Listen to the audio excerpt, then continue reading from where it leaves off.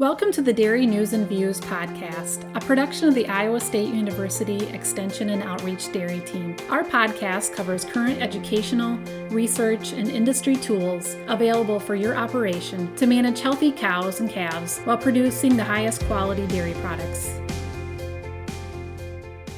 Welcome to Dairy News and Views from the ISU Dairy Team, your trusted source for timely updates, expert insights, and practical tips for the dairy community. I'm your host, Jen Bentley, Dairy Field Specialist with ISU Extension and Outreach, along with my colleague, Gail Carpenter, State Extension Dairy Specialist. So welcome back to the podcast, Gail.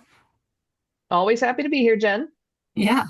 So whether listeners are on the farm, in the barn, or on the road, we're glad you're tuning in today. And in this episode, we're joined by a special guest, Dr. Fabio Lima, Associate Professor of Livestock Health and Theory and Genealogy at UC Davis. And Dr. Lima brings a wealth of knowledge in reproductive health and herd management. And today we're going to be discussing a national survey that Dr. Fabio's research team is conducting to better understand the management of uterine diseases in U.S. dairy farms. So welcome to the podcast, Dr. Fabio. Thanks for the invitation, Jennifer and Gail. It's a pleasure to be here and have an opportunity to share some of the efforts that we were putting to try to learn more about the dairy producers' perspective on how they are managing uterine diseases in the United States. Great. Yeah, I think Gail, really, you had gotten an email, right? Yeah. Go ahead. Yeah. When I got your email, I was really interested to see that this was work that you're doing. I do think that uterine diseases they're just so interesting to me. And I think the interaction with uterine disease, metritis, and some of those inflammatory processes that we see, they interact so much with transition cow performance and reproductive performance and having a smooth transition and getting cows back in calf again. So was really interested and excited to get you on the podcast here and talk to Jen and I and hopefully get the word out to some of our producers about what you're working on. I appreciate that. Certainly, we want to do a good effort on disseminating the survey and reach as many as we can. We want to hear from as many better producers as we can, because certainly everybody can share their experience, will help us to understand better where we are and what we can do to continue to improve the current practice. Yeah. So what inspired you to get the survey data to start collecting this kind of data? What was the inspiration behind that? What inspired me, it was the previous experience that I had in many places and the work that we conducted with metritis. So what we have seen throughout the years working in a variety of stages and a lot of different studies, it was that there's a lot of inconsistencies in different practices that are applied when it comes to uterine disease. So a lot of the challenge is that it's a disease that relies on clinical signs that can be somewhat subjective. And then that makes it difficult to, let's say, the routine work being implemented consistently in dairy farms. What you see, it's people have integrated some technology to try to help in the last few years, but it's still about work in progress.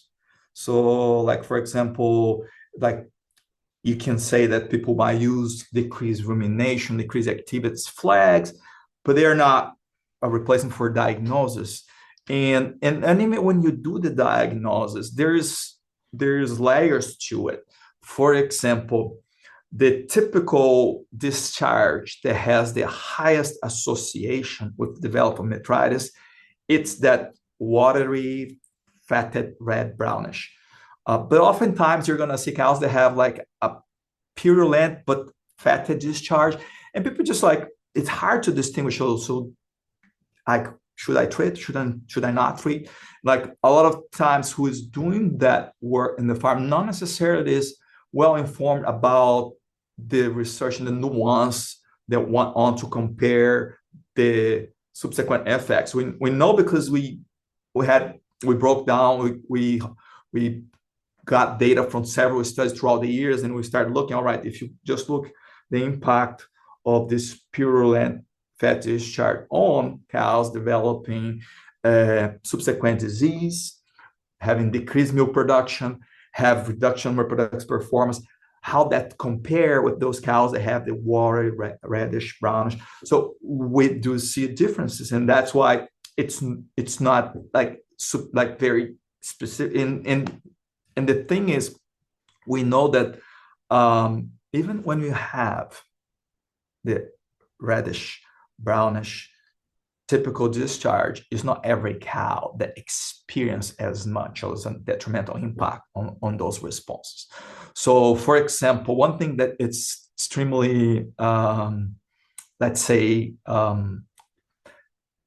controversial, or at least contentious, when you're looking at the response to treatment of metritis, there has been several studies that were done with the current most common antibiotics used, like ceftriaxone, for example. And what you see is about 75% of the cows cure with a one set of like regular treatment, like we'd say 5 days of, if you're using the injectable intramuscular type, or if you're using the long action, 2 treatments 3 days apart.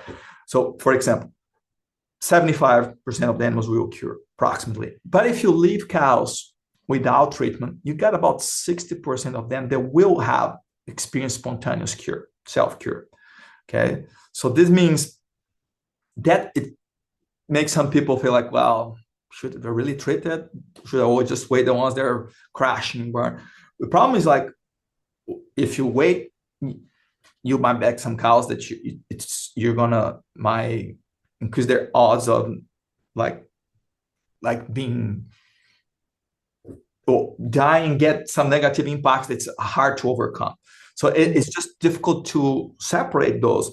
We are currently working, besides the survey, on trying to integrate more information, specific characteristics of the cow, like, for example, their history of if they had dystocia, if they have twins, they have retained placenta, if they have fever diagnosed, and other things to try to predict spontaneous cure. So that's part of what motivates this survey, because we want to understand what would make perhaps producers more open to consider that possibility, like because we think that there is an opportunity with the integration of technology, integration of information, to help their diagnosis be less subjective, or at least the selection of which animals really would benefit from antibiotics. So we are really trying to contribute to improve antimicrobial stewardship, is reduce use of antimicrobial use. So in the survey is to understand where we stand, because I see in the farms that I visit, not just here in California, but before, when I was in Illinois, New York, Florida, everywhere, there is a variety of different ways that people do it. And the best way to get an overall message is try to cast a wide net with a survey, a national survey, and use that information to guide how we built the next resource. So this is a 4-stage extension education component of USDA grant. So it's a grant for the program called Mitigate Antimicrobial Resistance Program. And the first step is this one. So we are doing this nationwide survey to gain perspective from the producer's standpoint, where they're currently doing practice. Because certainly, I think that we will see a variety of response, and by measuring what we're getting as response, we hope that we can guide how we build the next steps. So the second step will be to develop some educational materials based on that, taking consideration that perspective, and obviously our understand of some of the current best practice based on the current status. But then, as you were doing the parallel studies, the ones with this predictors, so we were using this machine learning algorithms where we integrate the data of the cows, and we're going to expand by integrating genomic data of the cow and also cow sensor data like rumination and activity, besides the original data that we had that was just based on environment and cows related factors. So the original data that we use to predict spontaneous cure was the most common data that we see in dairy farms. Things that people generally take note, not everybody, but many of them will, take note. The cow had dystocia, what type of calves they have for mate, for twins. They might take note they have retained placenta. The laceration you can diagnose at the time, like vulvar laceration, you can diagnose at the time you're doing diagnosis of metritis. So there's a lot of information that we feel that it's easy for dairy farm have readily available, and that and we know that we can nowadays overlay a program on the common softwares like Comp or something to pull that information together and provide for the person that's in the farm like a clear number, like saying like, well, this one is a yes for treating for antibiotic. This one it's a, you can just observe her. She's likely to have spontaneous cure. Obviously, you have to have a system you can still go and check. And what we're doing for this study, it's a validation of the previous algorithm, like on the part. So we're doing like we did like when you do this machine learns, so what we do with the current algorithm is the fact that we use cow-related factors and environmental factors to predict spontaneous cure. Okay, and what we do with that, we do spontaneous. We look at all the response that we have, and we do cross validation within the data we have.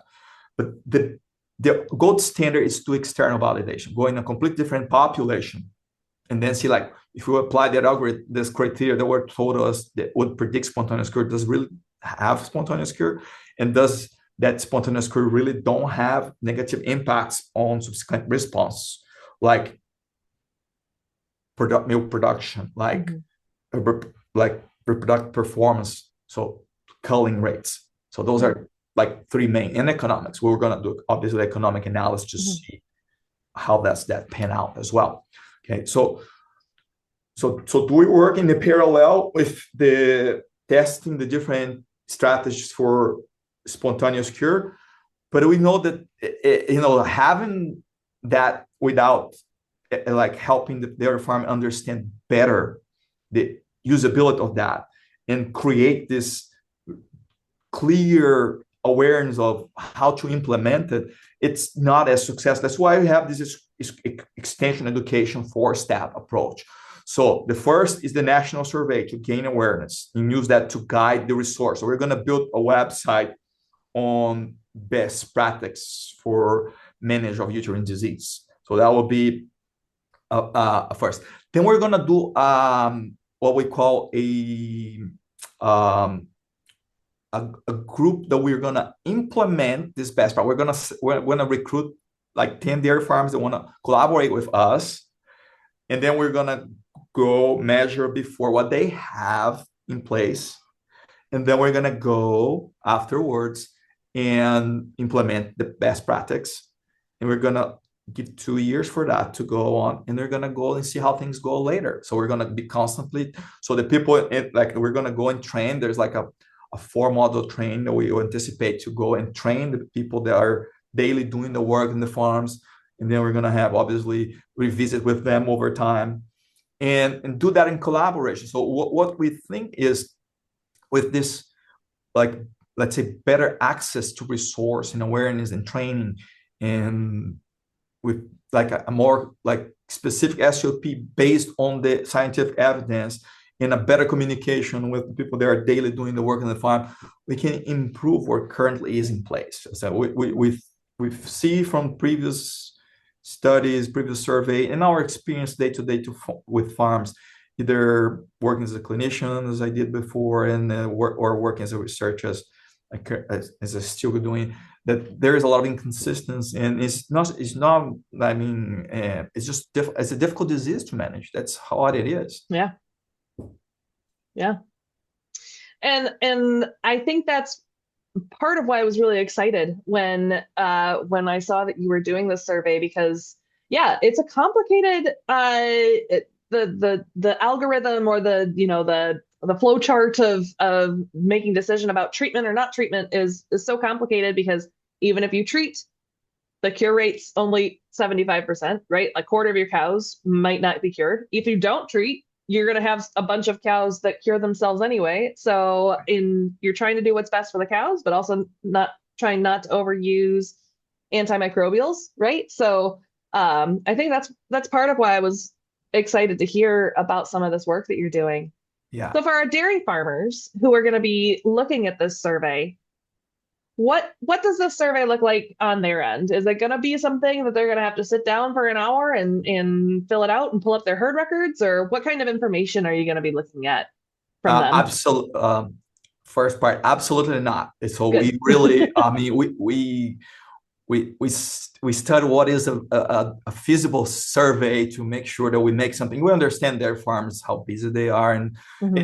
it's 5 to 8 minute survey. There's a 40 like short answer, like multiple choice, or like maybe you need to list a little thing that you do, but it's basically about what they do routinely in the farm regarding metrize and their perception of things. And so it's very, I mean, they can get that in their phone. It's like a Qualtrics survey, and it takes about 5 minutes. So a little bit more if we're thinking about the response, or like a little bit trying to like what are we doing lately or something like that. But it's very straightforward, and I think based on our previous experience, like if you want to get answers, you better make something that it's reasonable use Yeah. of time, and the return is that certainly we're gonna share that survey with everybody, and we want to make this a program. I mean, it's a program that will be it's supported by the USDA, so it's going to be freely available for everyone. The algorithm, the same thing, like anything that's going to generate by this study will be readily available to our dairy community. There's no cost involved or anything. We're trying to improve awareness and improve the information that can be used to make better decisions. That's how we look into that, and we like we can always try to go with what we have, but the thing is, perhaps there's more out there that just by getting their opinion we will find out, right? There's confusion where, like, my perception where there's confusion might not reflect the overall perception of their producer when there's confusion. That's why we want to hear from them. That's why we're hoping that we can get as many dairy producers sharing their perspective with us, because then we think we can serve them better. That's how we look at the opportunity.